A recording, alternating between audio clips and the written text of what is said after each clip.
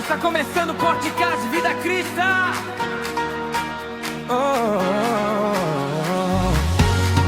Onde a Bíblia ganha voz e eu sei, pode descer, Jesus e a esperança. Está no ar mais um episódio do podcast Vida Cristã, um lugar onde a Bíblia ganha voz e a fé ganha direção. Antes de começarmos, eu quero fazer um agradecimento muito especial às empresas fundadoras do podcast Vida Cristã. Então, o podcast Vida Cristã é só possível isso tudo acontecer porque a gente tem empresas que acreditam nesse propósito. Então, o nosso muito obrigado a Reticar Motores, Shopping Truck, Amiglis, TB Consórcio, Ótica Visão de Todos, KN Idiomas, ao Conselho Federal de Capelania Confecap, Pontual Consultoria Empresarial, Samara Beauty Studio, Céu em Detalhes, Ótica Berlim, Marca da Paz Moda Cristã, Mundo Chocolate, Refinato Odontologia, Automatec, Soluções Industriais e Ater, terapeuta especialista em resgate. Um agradecimento especial também à Franca Gráfica, responsável pelas canecas oficiais do podcast Vida Cristã. A Zoe Modas, parceira que traz elegância e estilo para cada gravação do podcast Vida Cristã. E a Macroma Produções, onde cada episódio do podcast Vida Cristã é gravado com uma estrutura que entrega qualidade e excelência em produção audiovisual. Então, a todos vocês, um muito obrigado pela confiança. A nossa convidada de hoje carrega uma história que nos lembra de uma verdade poderosa. Ninguém está longe demais da graça de Deus. Ela viveu o drama de dependência química, perdeu tudo, enfrentou a dor, a fome e dias extremamente difíceis. Mas foi justamente no momento mais escuro da sua vida que teve um encontro real com Deus. Hoje, Cassi dedica sua vida a levar esperança, restaurar pessoas e mostrar que através do seu testemunho, Deus ainda transforma a história. Cassi, seja muito bem-vinda ao podcast Vida Cristã. Amiga, obrigada. É uma honra, uma alegria estar aqui com você, com todos que estão assistindo também.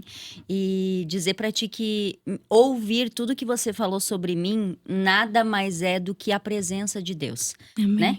Porque tudo de bom que vocês vê, talvez no meu trabalho, na minha dedicação, até naquilo que eu sou hoje, é tudo Cristo. É tudo verdade. Cristo. Tá? Muito obrigada pelo convite e bora lá para esse podcast Vida Cristã, que acredito eu que seja restaurador não só para nós, né? Pra Porque aí todos será nós. egoísta demais, mas para todos que estarão assistindo, mais uma vez, muito obrigada. Obrigada a você. Cassi, então eu quero te agradecer mais uma vez por estar aqui. E eu sei que revisitar essa tua história, voltar lá atrás, é um pouco difícil. Eu sei. Mas a gente vai tentar desde o começo, né? Eu quero que tu me conta desde o começo. Então, para te deixar um pouco mais tranquila, tá? Eu conto a minha história desde a minha conversão. Então, toda vez que eu conto, eu tenho uma partícula da própria história que é curada. Então, tá tudo bem, tá tudo certo. Você pode fazer as perguntas, tá? Eu acredito muito naquilo que Deus fez na minha vida, né? Eu quero ressaltar que a minha história, ela não é uma história de vitimismo. Não estou aqui para isso, eu estou aqui para exaltar aquele que me resgatou e que um dia me chamou de filha. Amém, amém, é isso mesmo. Então, eu queria voltar lá no começo, antes de toda essa transformação de quem hoje é a Cassi, tá? Como era a sua vida, os seus sonhos, os seus planos para o futuro, lá atrás? Então, lá atrás eu preciso falar, então, da minha infância, né? Eu cresci no interior, né? Até os meus 13, 14 anos. E lá os meus sonhos eram sempre de ser uma palestrante, né? Na verdade, antigamente, né? Não era o nome palestrante, mas era alguém que falava com o público, Sim. né? Então, eu tinha esse sonho, tinha esse projeto, e é óbvio, né? De uma menina, eu queria casar. Então, esse sempre foi o meu sonho maior, digamos assim. E profissionalmente eu queria ser secretária.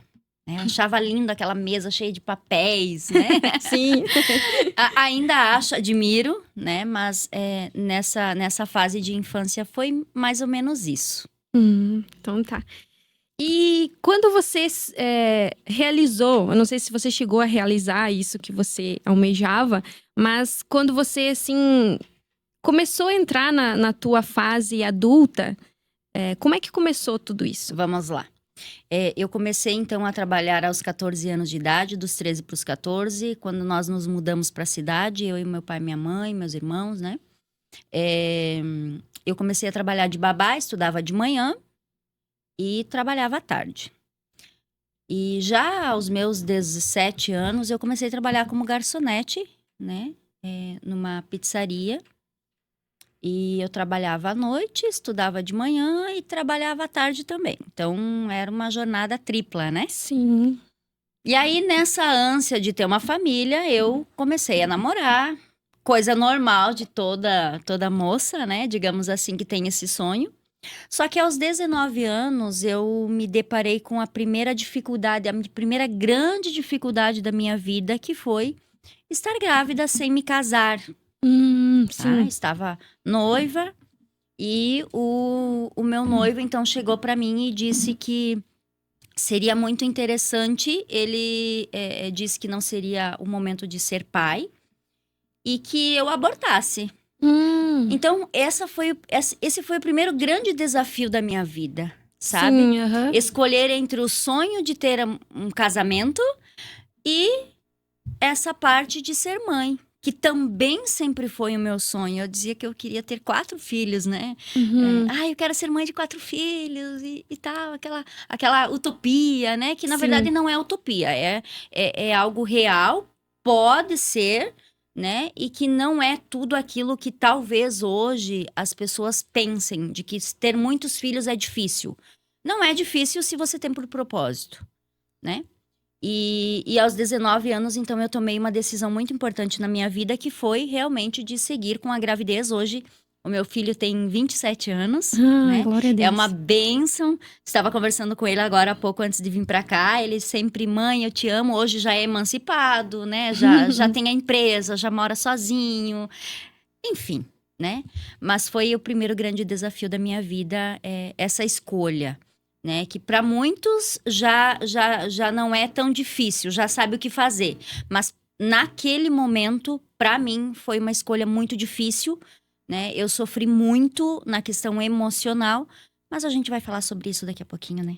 Sim, mas daí você manteve o relacionamento? Não, daí não. encerrou? Não. Foi uma escolha não. que você fez seguir Eu só voltei com o para filho. casa dos meus pais, Sim. grávida, numa comunidade onde que mulher grávida solteira era a escória da sociedade, digamos assim, Sim. né? Não fazem muito tempo isso, fazem 27 anos, mas nós sabemos que existem ainda pessoas com essa limitação, digamos assim, né? Com esse preconceito. Então, foi muito difícil. O meu pai e a minha mãe me receberam muito bem após isso, mas sofri muito a questão de olhares, né? Olhares As da pessoas julgar, sociedade, né? julgamento. Mãe solteira e tudo mais, Eu já né? estava muito abalada emocionalmente por estar Sim. sozinha, né? Nesse sentido, né? Mas bola pra frente que tem muita história pra te contar. Daí, como é que você seguiu? Você teve como é que é o nome do... O Alisson. O Alisson. Isso. Seguiu ele com quantos anos, assim, que você... Então, eu tinha 19 anos quando eu fiquei grávida, Sim. né? Ele nasceu em novembro. E eu passei toda a minha gravidez, então, ali. Só que quando ele nasceu, pra mim, foi a realização de um sonho. Foi a realização de muita coisa na minha vida e de propósito também. Hoje eu tenho essa compreensão que foi realização de propósito. E aí eu comecei a trabalhar, então, pra sustentar o meu filho. Na época, nós não recebíamos a pensão, né? Não tínhamos a informação disso, né? Que seria. E aí eu comecei a trabalhar, então meu pai e minha mãe me auxiliaram muito nessa questão, mas eu também tinha outras coisas para almejar, outros sonhos para almejar, talvez um novo casamento, né? E assim aconteceu.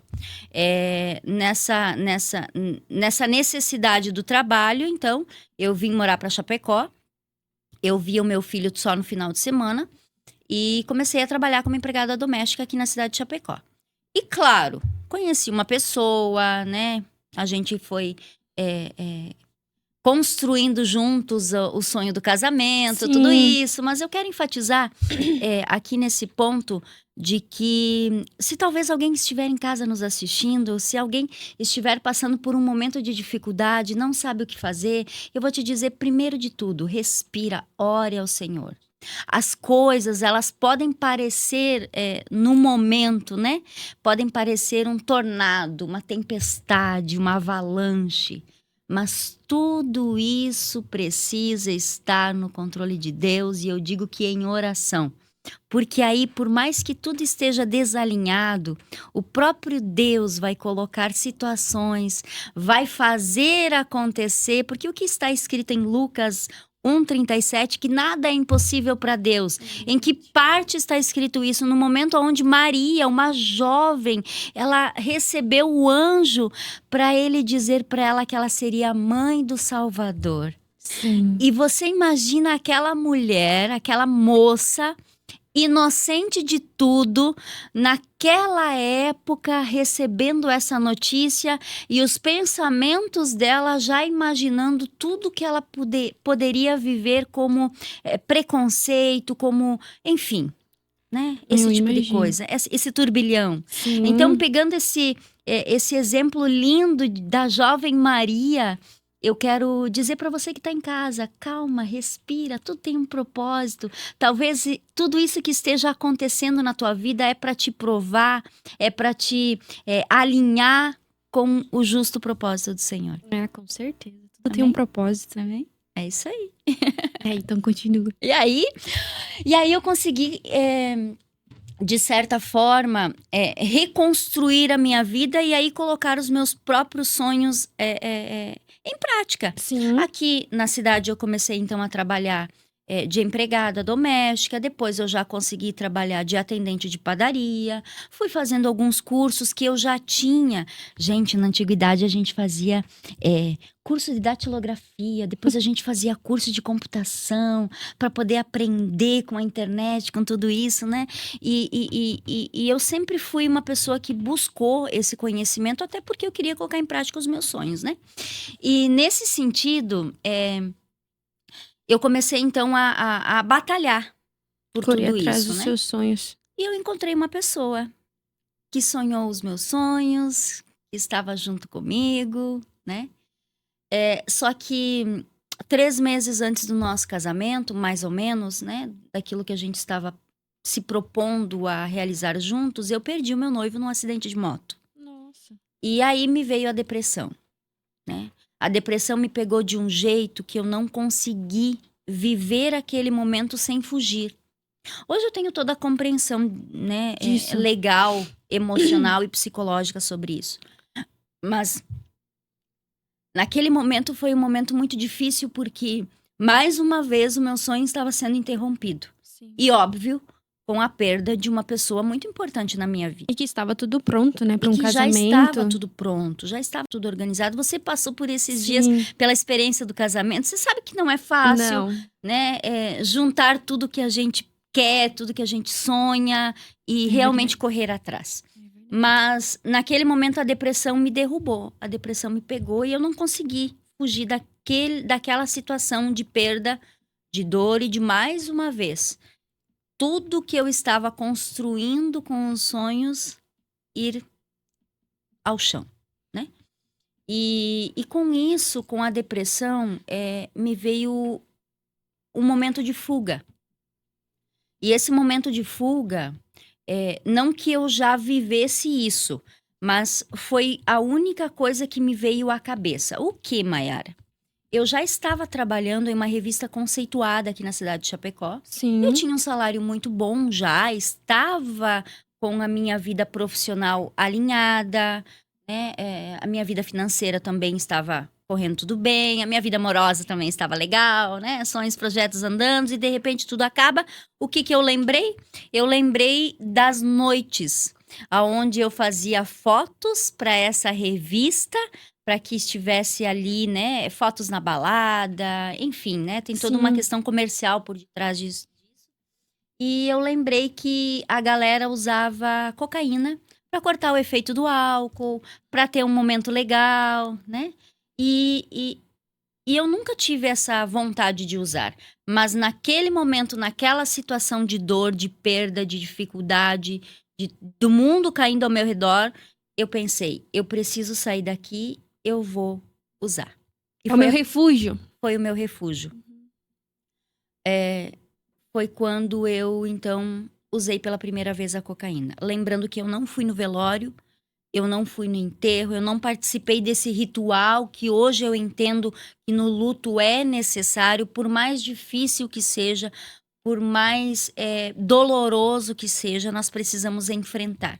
Mas no meu caso foi uma fuga, foi um refúgio, aonde que eu comecei um ciclo, então, muito grande, né, que foi o de uso de cocaína. Esse foi o momento, então, que a droga entrou na tua vida. Foi o momento que a droga entrou na minha vida. Até então eu dizia não, porque a gente convivia com pessoas que Sim. usavam, E né? sabia na consequência, Sabemos nós né? hoje aqui, né, que muitas pessoas usam para trabalhar, usam para, enfim, né? Daqui a pouco a gente vai falar sobre isso um pouco mais. Mas no meu momento foi quando eu me deparei então com o mundo das drogas, tá? Lembrando que eu já estava com um apartamento, já tinha carro, já tinha moto, Já tinha conquistado eu já tinha tudo, né? conquistado quase tudo. Faltava só a cereja do bolo, que era o meu que casamento. era o casamento que E você ter o meu filho junto com a idealizava e gente. queria, né? Exato. E hoje nós mulheres sabemos o quanto que a mulher ela deseja realizar esse sonho, né? Esse casamento e tudo mais. Eu vivi Exato, isso, né? Faz exato. pouco tempo.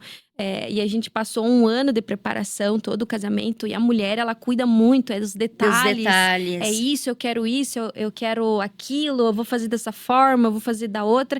E eu imagino a tua dor de faltando 3 meses pro casamento Mayara, na verdade, as situações elas se repetem para muitas pessoas. É um ciclo que se Sim. repete na vida de muitas pessoas. E a reação que cada pessoa tem, ela é diferente, sabe?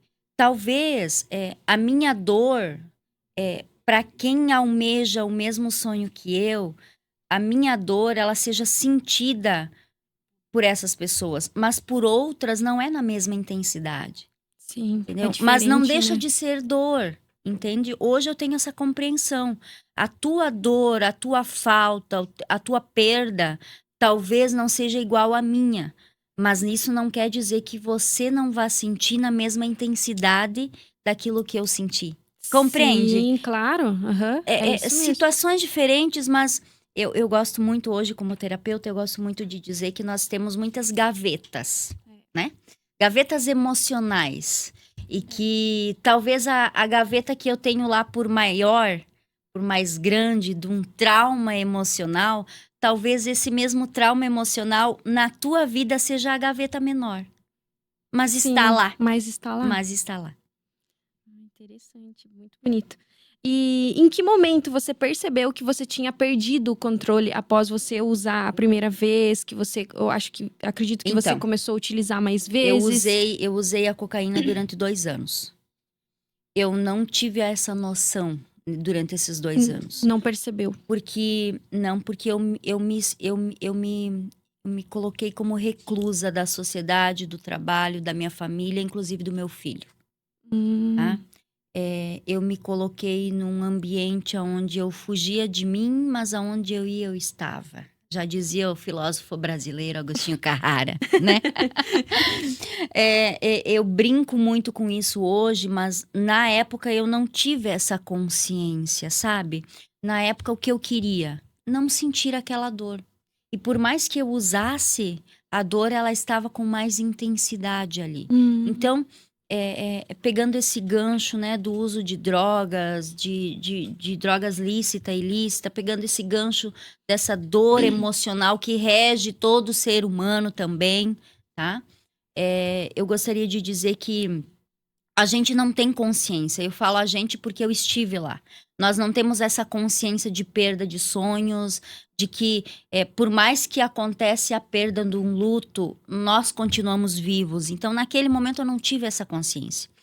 Mas chegou um momento que eu não tinha mais o carro, eu não tive mais a moto, eu não tive mais o apartamento, as roupas que eu tinha, eu já havia vendido Eliminado tudo, tudo. eliminado tudo, né? Tudo por causa Existe uma frase, né, no meio de pessoas adictas, de que eu cheirei tudo, né? Ah, sim, aham. É uma frase chula, mas é bem isso. Eu cheirei tudo que eu havia conquistado para saciar aquela minha dor, aquela perda, Pra ver se resolvia aquele tirar aquela buraco dor, né? emocional, exatamente. E ao longo desses 2 anos, tudo isso se esvaiu, tudo isso foi. E chegou o momento que eu não tinha mais dinheiro para comprar 1 grama de cocaína. Lembrando que eu usava cocaína direto. De manhã, tarde e tarde, noite. noite. Então, todas as economias que eu tinha, tudo foi. E aí chegou um momento muito interessante, eu posso dizer dessa forma hoje, de que eu não tive mais dinheiro para comprar a cocaína. Então, a pessoa que me fornecia a cocaína, ela disse, então eu vou te apresentar outra coisa. Eu lembro que na época eu tinha R$ 20 e a grama da cocaína era em torno de 50, né? E aí ele disse, não, com R$ 20 eu te dou 5 pedras de crack. 4 por causa do valor e 1 para que eu te ensine como usar, porque eu não sabia. E aí foi. Quando eu usei a primeira pedra de crack. E aí o crack, ele é muito mais corrosivo, digamos assim, né? É claro que a cocaína também é, mas foi um momento onde que realmente eu me coloquei ainda mais pra droga, sabe? Então, aí foi um momento que eu coloquei o pé na miserabilidade também. Não que antes não tenha sido, mas que eu coloquei o pé na miserabilidade. Eu já não tinha mais aonde morar. E aí foi que passou por tudo aquilo que você mesma comentou no início sobre drogas, depressão, as drogas. E aí eu passei pela violência, passei por todo tipo de violência que uma mulher pode viver morando na rua. Porque aí eu comecei a viver realmente a drogadição, eu comecei a viver realmente o crack na minha vida. E aí eu já não tinha expectativa de nada, nem de vida mais, né? Eu não tinha nada a perder. E se eu perdesse a minha vida, para mim era lucro naquele momento, porque eu já não queria mais viver. Porque nada fazia mais sentido, né? Nada fazia mais sentido para mim. Então, quando eu conheci o crack me trouxe, então, tudo isso. Mas eu quero ressaltar aqui um ponto muito importante, que foi de um local aonde nós usávamos, né? Eu digo usávamos porque todas as pessoas usavam aquele local para uso de crack. Nesse meio, eu não gosto de falar muito, mas eu preciso enfatizar. Claro, com E certeza. nesse meio, a pessoa dona da casa, ela cobrava tipo um pedágio, sabe? Então, tu chegava lá com tantas pedras de crack, por exemplo, ou com tantos gramas de cocaína, e você tinha que pagar o pedágio pro dono da casa para poder utilizar a casa pro uso, né? E ali eu passava dias, muitos dias.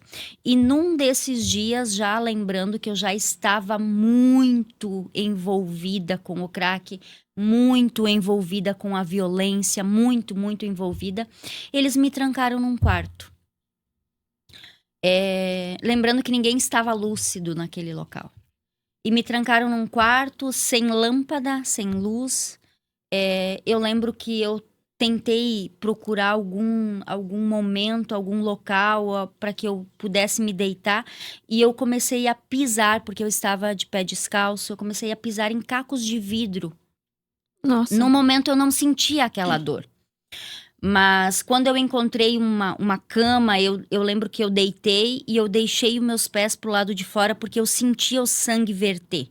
E eu coloquei meus pés pro lado de fora da cama e eu ouvia, na loucura da droga, na minha insensatez do momento, enfim, eu ouvia o pingo do sangue do meu pé cair no chão, sabe?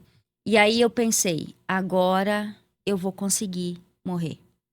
Mas eu não consegui morrer naquele momento. Eu acordei de manhã, tinha uma poça de sangue, né? Não foi o suficiente para me levar à vida, Mas naquela noite eu disse que eu não iria mais usar nenhum tipo de casa ou estar com alguém para sofrer esse tipo de violência. Foi quando eu fui parar na rua, né? Aí eu não. Aí sim, aí foi o boi com as cordas. Imagina uma mulher morando na rua, né? Morando na rua, lembrando que eu comia comida revirando do lixo. E não estou aqui me vitimizando, eu estou aqui dizendo e ressaltando o que está escrito em Lucas 1:37, que nada é impossível para Deus, pode ser para você, na nossa limitação de consciência, na nossa limitação de fé, mas para Deus nada é impossível. E mesmo estando morando na rua, mesmo comendo do lixo, mesmo vivendo todo tipo de violência física, emocional, espiritual, psicológica, Deus olhou para mim no dia 3 de janeiro de 2011, jogada na calçada ao lado da loja Pitol Calçados aqui em Chapecó, mais ou menos às 5:30, 6 horas da manhã, uma voz, Maiara, uma voz me chamou de filha. E não é essa voz que a gente ouve com o ouvido, é uma voz que a gente ouve com o coração. E quando ele me chama de filha, eu olho para um lado, eu não vejo ninguém. Eu olho para o outro, eu também não vejo ninguém. Eu olho para trás para ver se eu encontrava essa voz que me chamava de filha. E eu me deparo com um espelho que fazia parte da decoração da loja. E eu me vi naquele momento, o estado deplorável que eu estava. Eu estava com mais ou menos 28, 30 quilos. Meu Deus. Naquele momento eu tinha passado a noite andando para lá e para cá em busca do crack. Eu estava com 5 pedras de crack, meio litro de álcool automotivo, porque eu só fazia uso de bebida destilada e não consegui nenhuma bebida destilada, mas consegui álcool automotivo. Então, eu além de fumar muitas carteiras de cigarro por dia, fumar o crack, eu ainda bebia muito, né? Eu estava num estado onde que qualquer pessoa que olhasse para mim via a morte, né? Eu costumo dizer que eu já estava morta naquele momento, morta por dentro, morta nos sonhos, né? Sim. E aquela voz continuou falando comigo e eu me lembrei do sonho de criança, eu me lembrei da menina do interior sonhadora, eu me lembrei de tudo aquilo que eu havia conquistado. Eu me lembrei das manhãs de frio limpando calçada na casa das famílias onde eu trabalhava. Eu me lembrei do... Mas assim, foi um flash de mais ou menos assim... como é que eu vou explicar? Uns 10 segundos, né? Mas lembrou de tudo. Mas lembrei de tudo. Deus me trouxe à memória tudo que eu havia sonhado quando menina, quando criança. Tudo que eu havia já conquistado, né? E eu senti saudades dos meus pais.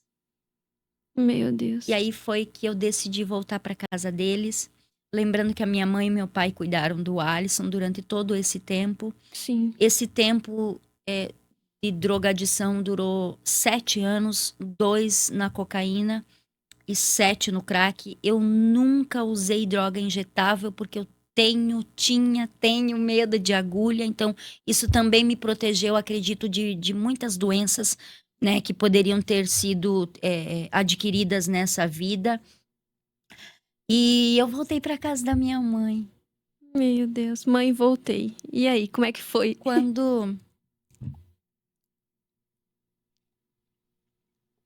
eu voltei para casa da minha mãe, eu lembro de uma frase que ela disse para mim. Ela disse: filha, nós estávamos esperando você voltar para casa, mas viva, não dentro de um caixão. Por que eu falo isso? Por que eu preciso falar sobre isso durante esse meu testemunho? Porque o meu pai e a minha mãe viveram todo esse tempo me buscando, até mesmo no IML, quando havia notícia de corpo de mulher encontrado. Elas não sabiam aonde você estava? Não, eu voltei para casa algumas vezes nesses 7 anos, mas eu sempre escondi da minha família o uso da droga, eu sempre dizia que eu estava trabalhando, eu sempre dizia que eu estava viajando, alguma coisa eu inventava, né? Alguma coisa eu dizia para eles e tal, e sempre que eu dava uma melhoradinha eu fugia de novo, né?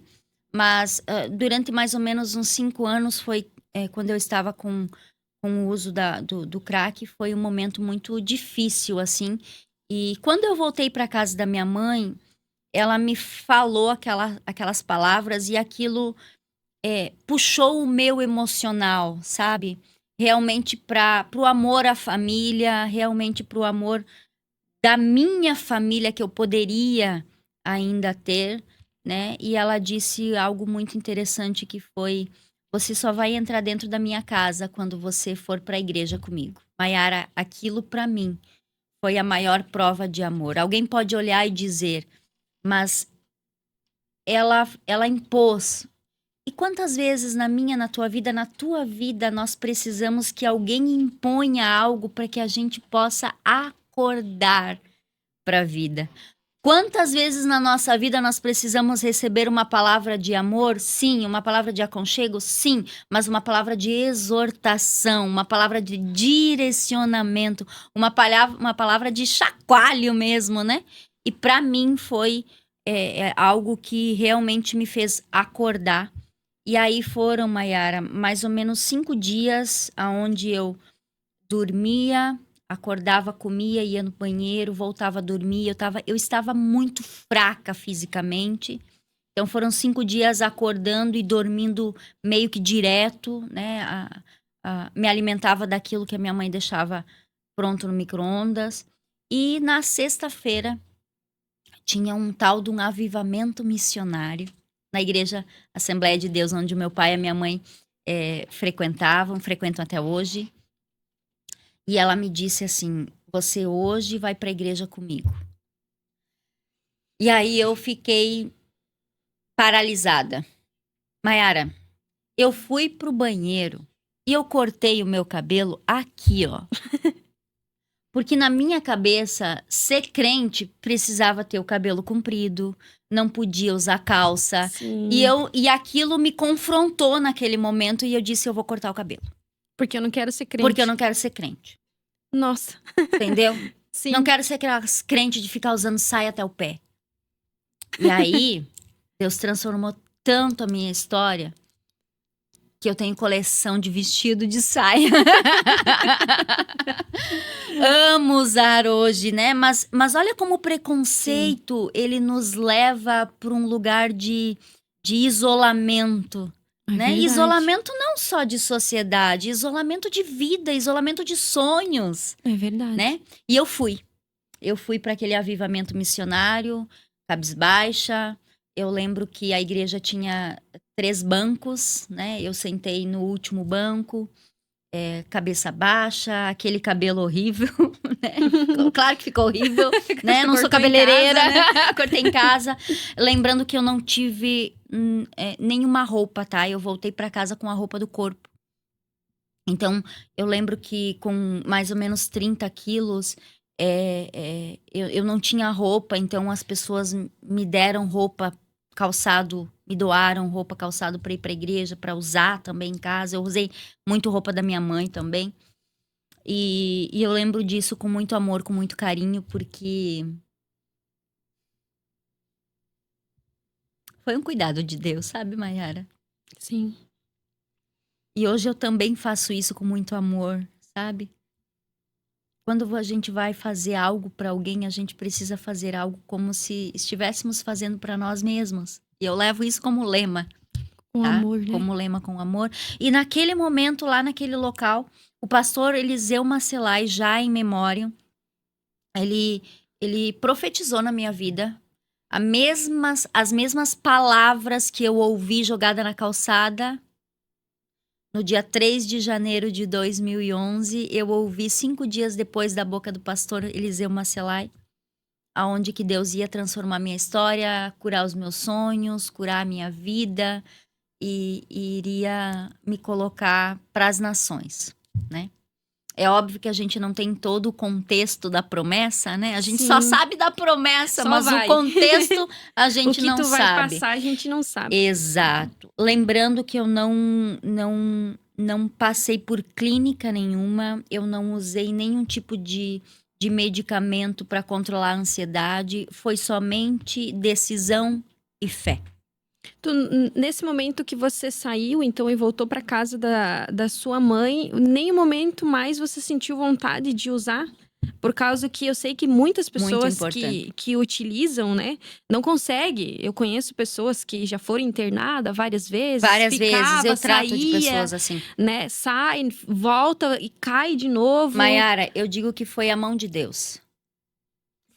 Além disso, também foi muito a minha decisão.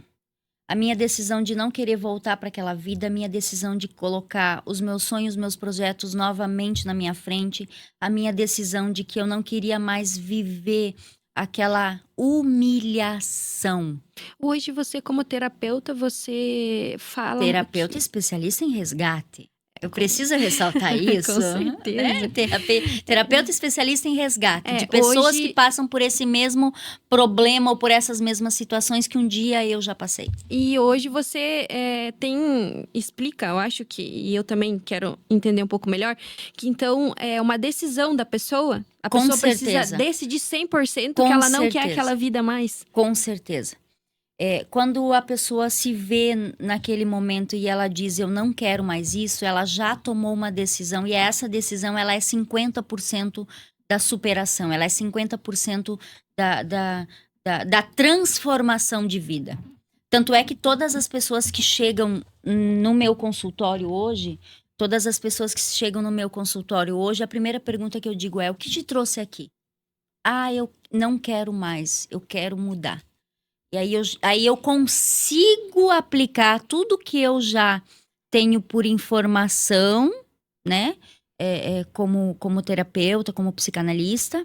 E eu também consigo fazer com que, se a pessoa decide mudar, então ela vai se esforçar para mudar. Pra mudar. É óbvio que muitas pessoas chegam já tomando medicação para ansiedade, para depressão. Eu não eximo essas medicações, até porque por um certo período é necessário. É como eu falei no início, muitas pessoas sentem aquele momento, aquela dor com a mesma intensidade, situações diferentes ou a mesma situação, então cada um sente com intensidade diferente ou com a mesma intensidade. Mas é primordial. Essa tomada de decisão é primordial a pessoa querer mudar.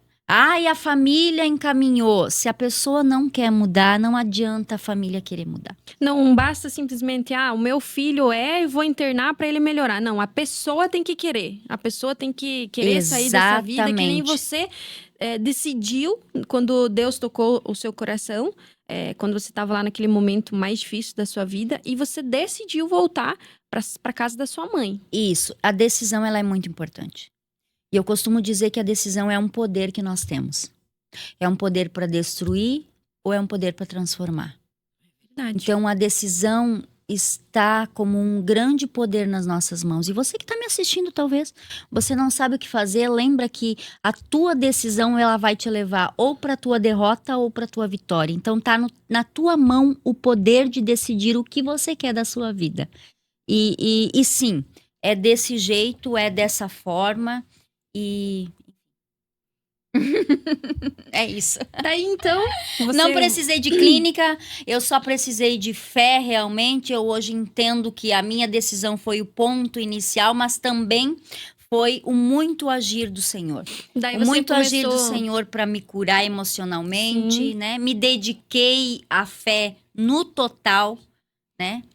E isso Você foi aprofundou. primordial. Me aprofundei, me joguei. Não queria virar crente, mas tava lá toda sexta-feira. Não queria virar crente, mas tava usando saia, tava glorificando o nome do Senhor Jesus, cantando o hino da harpa, tava lá, né? Porque eu acredito muito nisso, né? Que a gente foge do nosso propósito naturalmente. É verdade, sem perceber, Mas a né? gente vive o nosso propósito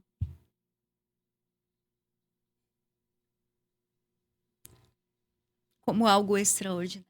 Com certeza. Tudo Então, que tu passou Nós foi... vivemos, né, nosso propósito como algo sobrenatural, É verdade. dessa forma. E como foi, né? Como foi? E aí, nisso tudo, Maiara, Deus foi me dando sonhos, projetos. Eu acordava toda madrugada, porque eu sentia nas minhas veias a adrenalina do uso da droga. E toda vez que eu sonhava, toda vez que eu sentia, eu orava ao Senhor. Eu me colocava na presença. E numa dessas madrugadas, Deus me deu o projeto da primeira revista evangélica da cidade de Chapecó. Eu não sabia que era a primeira revista evangélica Sim. da cidade de Chapecó, mas Deus me deu o projeto de uma revista. Lembra que eu te falei que eu estava trabalhando numa revista conceituada aqui em Chapecó? Sim, lembro. Eu sabia de todo o processo para tudo. Pra fazer. E aí Deus me disse, você vai fazer. E aí eu disse, que nome que eu vou colocar? E aí veio o nome Zenas, numa dessas madrugadas de oração. Zenas significa presente de Deus. Zenas também está inserido no livro de Tito e foi doutor da lei. Zenas era um homem doutor da lei. E aí foi que eu coloquei revista Zenas, comecei a correr atrás de todo o patrocínio, né, de tudo para viabilizar. E foi lançado no dia 10 de setembro de 2011, olha só. No dia 3 de janeiro, Deus me resgatou. Nossa. Em setembro foi lançada a primeira revista evangélica da cidade de Chapecó. Pouco que eu tempo, fiquei né? sabendo disso depois.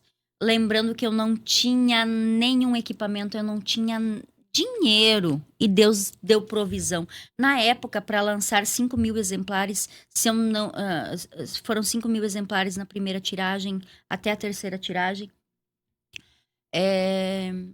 Nós pagávamos para a gráfica, com diagramação, com toda essa parte, nós pagávamos em média 25 mil. E hoje eu vejo, olhando para isso tudo, para essa história, eu vejo o quão Deus confiou em mim. Uma pessoa dependente, que tudo que pegava na mão trocava por droga, Deus confiou a mim 25 mil reais para ter essa primeira edição lançada. Uau. Sabe? Então, eu devo tudo a Deus, eu devo a minha vida a Deus, eu devo a minha gratidão a Deus. E hoje eu preciso ressaltar que tudo que eu faço é em gratidão a esse Deus que olhou para mim, me chamou de filha, transformou minha história e, mais do que isso, confiou o propósito dele nas minhas mãos.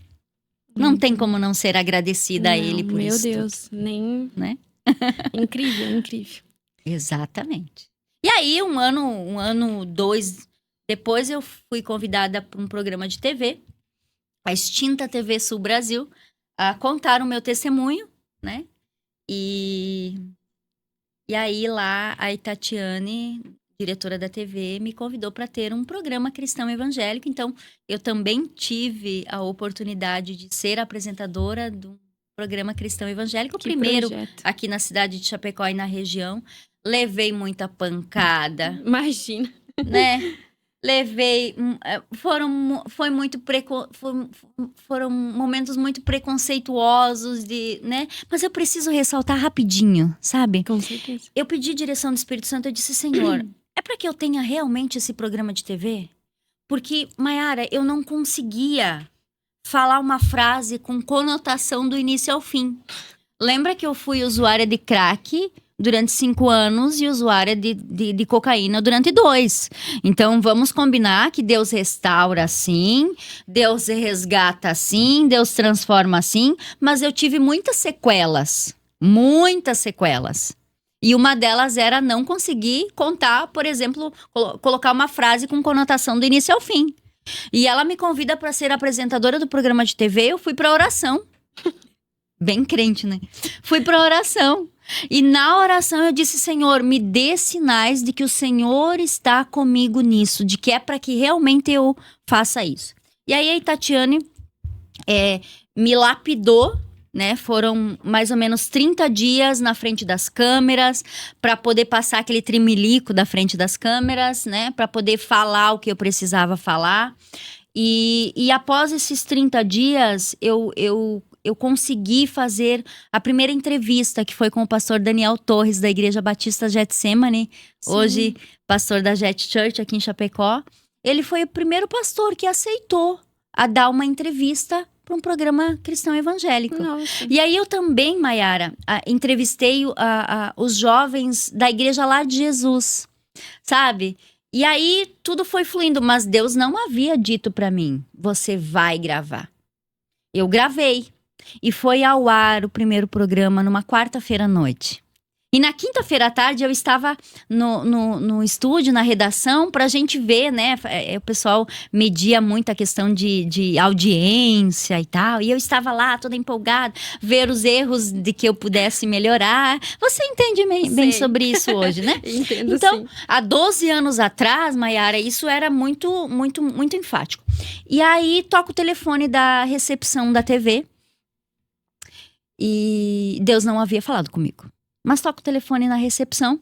E naquele momento que toca o telefone na recepção, a recepcionista disse: Cassi, tem um rapaz querendo falar com a apresentadora que estreou o programa ontem. Eu disse: pode passar? Quando ele me diz: moça, eu preciso te dizer que ontem à noite eu estava sentado no meu sofá, dentro do meu apartamento sozinho. Eu estava amarrando uma camiseta na outra. Pegou, né? Eu estava amarrando uma camiseta na outra. E de repente, eu não sei por que a televisão estava ligada no canal. E você apareceu. E o pastor falou de gratidão. E o pastor falou sobre Deus. E aquele grupo de jovens me convidou para fazer parte daquela família da Lar de Jesus. Na hora, ele disse: eu não sei como, eu dobrei o meu joelho e eu desisti de tirar minha própria vida. Meu Mayara, Deus. foi a resposta de Deus Meu para que eu Deus. continuasse. Aí eu entendi que eu entraria com a palavra de Deus na casa das pessoas. E aí foram 12 anos de programação, né? O primeiro programa foi o programa Gratitude, um toque de fé. Eu ia para os locais, a gente gravava eventos dentro das igrejas. Foi uma revolução, né? Mas ao mesmo tempo eu sofria esse preconceito, né? Ainda havia aquela mentalidade de que televisão era coisa do diabo, né? De Satanás. Sim, era muito. Né? E eu vivi isso, e glória a Deus por ter vivido todo esse preconceito, toda essa luta, porque hoje, né, com toda a tecnologia, com toda a rede social, a gente consegue falar livremente do amor de Jesus, e Deus também me lapidou de entender de que eu preciso buscar a Ele para entender o que Ele quer para minha vida. E hoje, se você pudesse sentar ao lado da Cassi que estava perdida, olhando nos olhos dela, você diria o quê? Aguenta que vai dar tudo certo. Suporta que vai dar tudo certo. É só um processo, é só uma experiência, porque você vai estar dentro dos presídios ministrando para pessoas que a sociedade diz não tem mais jeito. Aguenta o processo, porque você vai estar dentro de um hospital orando por pessoas, levando o abraço, o aconchego, a palavra, o consolo e a esperança para quem já tem um diagnóstico de morte, mas Jesus é a vida. Aguenta, porque eu vou restaurar os teus sonhos. Aguenta, porque terão pessoas que precisarão ouvir aquilo que eu estou permitindo na tua vida hoje. E aguenta. Porque como que diz em Salmos 37:5, Mayara, entrega o teu caminho ao Senhor, confia nele e mais tudo ele fará. Às vezes a gente quer uma caneca preta com uma logomarca e Deus nos dá um jogo de canecas pretas com muitas logomarcas. Você tá entendendo? O nosso sonho é muito limitado, mas é a partir do sonho que nós temos que Deus implementa e implanta o propósito dele em mim. Só que não para em mim, Mayara. Nós não podemos ser egoístas de sonhar apenas para nós mesmos. Nós precisamos entender que o propósito, ele é de comunhão. E se ele é de comunhão, ele não pode ser uma bênção para mim, porque bênção que é bênção, ela é compartilhada. Sim. De que forma? Por que Deus está me abençoando hoje? Para olhar para quem precisa, para ajudar quem precisa, para auxiliar quem precisa. Então eu olho hoje para aquela menina sonhadora e eu digo: aguenta, porque a gente venceu em Cristo. Uau. Talvez exista alguém, né, que tá nos assistindo certeza. agora, que esteja vivendo um vício, uma depressão, uma crise emocional, ou até mesmo... Até mesmo uma mendicância. Eu costumo dizer que as pessoas olham pra mendicância como alguém que tá na rua, que tá pedindo uma comida, que tá pedindo um dinheiro, que tá Isso. pedindo alguma coisa. Não! Hoje existe uma mendicância muito mais forte do que isso, muito mais corrosiva do que isso, que é a mendicância emocional, Com certeza. né? E que a gente vai falar sobre isso daqui a pouco. E o que você gostaria de dizer diretamente para essa pessoa que tá nos ouvindo? Olha só, eu acho que eu já falei muita coisa, né? Para quem está nos ouvindo. Mas preciso ressaltar esse versículo do Salmos 37:5. Entrega o teu caminho ao Senhor, confia nele que tudo ele fará. Eu também ressalto Lucas 1:37. Para Deus nada é impossível. Para minha família foi impossível eu voltar para casa viva. Para mim foi impossível eu viver o sonho do casamento, inclusive eu preciso falar sobre isso. Para mim foi impossível ter uma nova chance de vida, mas para Deus nada é impossível. Então não desista, continua, vai valer a pena. E você casou, né? Casei! Hoje você tá bem casada, tem filhos. Muito bem casada. O nome do meu esposo é Adelmo Soares de Camargo. Nós nos casamos no dia 7 de janeiro de 2012. Eu já tinha o Alisson, ele já tinha a Bruna, então a gente juntou, já casamos com 2 filhos. E aí depois veio a Mariana, que hoje está com 14 anos. Daí veio a Ana Laura, que tem... Eu tenho testemunho delas também para contar. E hoje nós temos uma família. Já sou vovó. Eu sou vovó da Helena. Então, olha como Deus cumpriu. Eu digo perfeitamente o meu sonho, né? De ter uma família, de ter filhos e de que ser avó é maravilhoso. E Deus também me colocou, Mayara, hoje com o propósito de ajudar outras pessoas, né?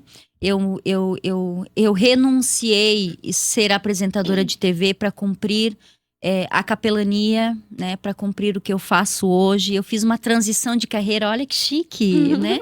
Eu abdiquei de uma carreira de sucesso aos olhos da sociedade, aos olhos das outras pessoas, para olhar justamente para aquele que está excluído da sociedade, para justamente daquela pessoa que está abandonada pela família. Hoje nós entramos como Confecap, nós entramos dentro do CASE, dentro do DEASE, dentro do CIF, que são as meninas menores infratoras. O CASE são os meninos menores infratores. Hoje nós abrangemos com o Confecap, foi uma loucura minha, um sonho meu de estar dentro dos presídios levando a palavra, dentro dos hospitais. Então nós temos mais de 13 locais de atuação entre hospitais, todos os hospitais, todos os presídios, inclusive o presídio de Xanxerê. Nós temos em Chapecó a autonomia dada pelo juiz da comarca para nós atuarmos como ensino da palavra de Deus, né? Como instituição que dá ensino da palavra de Deus dentro dos presídios. A minha semana ela é dedicada para essas pessoas. É o teu testemunho. Além da minha família, é claro. A tua história hoje você teve que passar por tudo isso para hoje você estar ali na frente. Estar onde eu estou, fazendo o que eu estou fazendo. E ajudando pessoas. E dizer que quanto mais eu faço, mais eu recebo. E é sobre isso, eu preciso ressaltar, o ano passado, dentro do presídio, nós ganhamos para Jesus mais de 1.300 pessoas entre encarcerados e agentes. E agora o próximo passo é batizar essas pessoas lá dentro, né? Enfim, Mayara, é muita coisa, muita né? coisa, é muito projeto, é muita loucura para colocar em prática, mas eu preciso exaltar o nome do Senhor em todos os lugares. E vamos fazer um episódio voltado mais a esse trabalho lindo que você faz, né? Porque eu tenho certeza que hoje dentro do presídio as pessoas que estão lá, elas se pegam pensando muito no que elas fizeram. Com certeza. Por que estão lá dentro. Eu costumo hoje, como terapeuta, dizer que existem 3 fases, né? Existe a fase de quem está ou dentro de um presídio ou com um diagnóstico de morte no hospital. existem 3 fases, que é a primeira fase, que é a fase de revolta. Revolta com Deus, revolta com a sociedade, revolta consigo mesmo. Aí depois vem a fase do pensar o que fez, né? Do repensar a vida. E aí a terceira fase, que é quando entra a palavra de Deus, que é a fase da transformação, de quem decide ser transformado. Vamos fazer um episódio só disso, Olha né? aí, Eu acho ó. que É tem muita coisa pra fazer. Tem muito, né? Eu acho que tem muita Muita pessoa coisa. que quer ouvir sobre isso, que tá por dentro, ficar por dentro de toda essa história, todo esse trabalho, né? Que as pessoas não enxergam. Meu amor, Mas, na aqui verdade, eu contei somente Só um algumas pouquinho, né? faíscas do testemunho, dos projetos, né? E eu creio que você que tá em casa aí, se quiser, comenta aí com a gente, né? Olha, quero ouvir mais do testemunho, Cassi. dos projetos. Lembrando e ressaltando que tudo isso é para honra e glória do Senhor Jesus. Amém. E hoje eu vivo em forma de gratidão a Ele, compartilhando com pessoas que estão à mercê da sociedade e que são elas as escolhidas. Porque Deus não veio para os sãos, Ele veio para os doentes, Ele veio para o pecador, Ele veio para mim, Ele veio para você. Então, eu tenho esse olhar de amor e misericórdia para com essas pessoas, porque um dia eu também precisei e também tive misericórdia e o amor de Deus. Amém. E hoje, se alguém quiser contatar você... Olha aí, eu tenho um escritório, né? Eu estou hoje especialista em adictos e familiares. Lembrando que a adicção, ela tem um leque muito grande. A adicção, ela pode ser de drogas lícitas, ilícitas. A adicção, ela é uma escravidão. Então, do que você é escravo?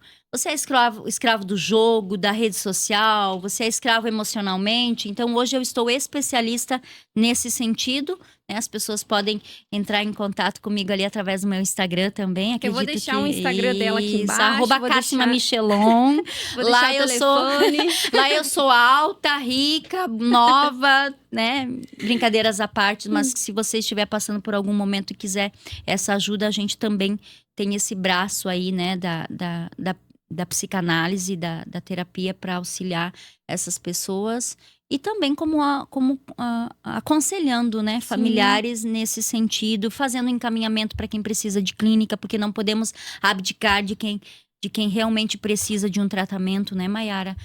O meu caso foi um caso à parte, digamos assim. Claro que pode acontecer com você, mas tantos outros precisam de uma atenção um pouquinho diferenciada também. Cassi, muito obrigada. Obrigada a você. Por estar aqui de coração, compartilhar uma parte, né, tão Amém. profunda da sua história conosco. Amém. Eu acredito que muitas pessoas que chegaram até esse episódio sem esperança, após assistir esse episódio, com Obrigada. certeza vai pensar, Obrigada. vai buscar uma ajuda se precisa. Amém. E vai começar a pensar que tudo é possível. Tudo naquele é possível que crê. aquele que né? crê. Eu quero profetizar na sua vida. Amém, eu creio. Que esse primeiro episódio não seja um episódio isolado. Eu Que esse creio. primeiro episódio seja um primeiro de tantos outros testemunhos. Que Eu esse creio. primeiro episódio seja muito mais do que apenas um podcast, mas seja realmente um instrumento para essa geração, Eu creio. para essas pessoas. Assim como um dia eu desbravei no meio cristão evangélico, que você também continue fazendo. E se porventura você sentir na parte de Deus, sentir no coração de que essa jovem senhora possa contribuir com o podcast Vida Cristã, eu estou à Com disposição certeza. dentro da disponibilidade dos meus horários também. Com certeza. Tá bom? E vamos junto, Para mim é nessa. uma alegria servir. Gente, o podcast fica por aqui. Obrigado você que está nos assistindo. Se você ainda não se inscreveu, se inscreve, curte, compartilha, envia esse episódio para quem está assistindo, quem precisa assistir e quem está passando por uma situação como a Cassi falou, você que precisa de ajuda, entre em contato com a Cassi. Eu vou deixar o Instagram, eu vou deixar o contato da Cassi aqui embaixo. E... Lembrando, Mayara, que lá no meu Instagram vai ter o link, da pré-venda do meu livro autobiográfico. Lá eu conto coisas que eu não contei aqui, muito mais coisas. Vale a pena, vale E a o pena. nome do livro autobiográfico é Já Fiquei Sem Chão, mas Nunca Sem Céu. Uau! E assim que disponibilizar a venda, nós Já vamos anunciar, está, né? já procura lá o meu Instagram, lá vai ter o link da pré-venda do livro e você pode adquirir e vai receber na sua casa com toda a comodidade. Nós vamos colocar aqui embaixo também, então. Amém. Muito Amém? obrigada mais uma Muito vez, obrigada, que Deus te fica com abençoe. Deus abençoe Em sua nome vida. de Jesus. Uma palavra que transforma.